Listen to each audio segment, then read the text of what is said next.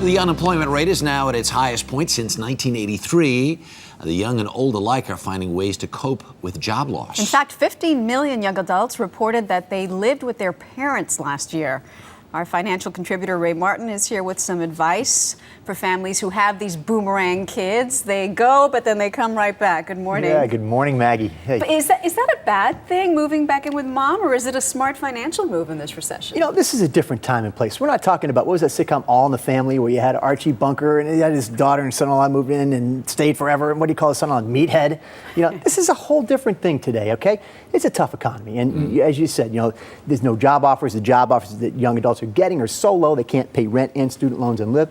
This is the ultimate in being able to say, make a fresh start. The lowest cost of living you're ever going to have is an intergenerational living arrangement, or Boomerang living. It'll work for your young adult and parents as long as you set some rules and ground rules here. You have do's and don'ts, and this reminds me, in my house, back in the day, so old school, as soon as you graduated from high school, if you were going to stay in the house, you had to pay room and board. Are you serious? Oh yeah, that was not so unusual back in the day. Look, I think, you know, some experts disagree on this. I think charging rent, even a nominal amount, makes a lot of sense. You want your young adult to feel like they're contributing here, okay? Because you know you want to make be accountable. And if you're a parent saying, I don't think I want to do that, don't treat your young adult like a child. Treat them like a young adult here.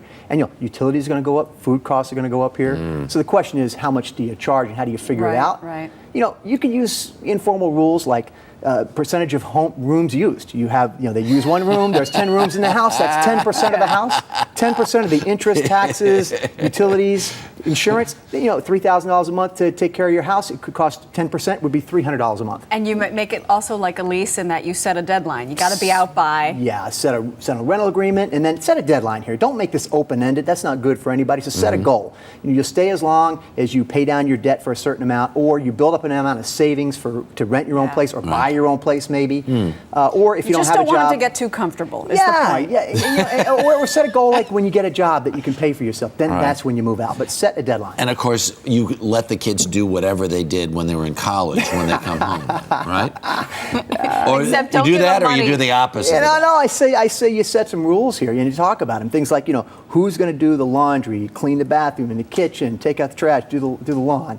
And you got to have a discussion about things like, you know, curfews, visitors, sleepovers. Sleepovers for your young adult child are going to take on a whole new meaning versus your 10-year-old kid. That's so you just got to talk weird. about that. That's just weird. and it's so important. A lot of parents cave and think they're helping their kid by giving money. Yeah. I'm with you. I don't think that that's a good idea at all. Giving your kid a financial bailout when they move home and paying off all their debts for them isn't teaching them anything about financial accountability and how to work out of a corner that they've gotten themselves into. Instead, be a mentor and a coach, help them work out a debt plan, get out of debt, and stay with them and help them with that as opposed to bailing them out. And if I were your kid, I'd be afraid. You don't want to make it too easy here. Remember, it's a young adult living with you, not your child. So you got to have these conversations. Make them clean up to your standards, not theirs, and be a contributor, and it'll work out for everybody. All right, Ray, thanks so much. Hey, you're welcome. For more on these boomerang kids, go to our website, earlyshow.cbsnews.com.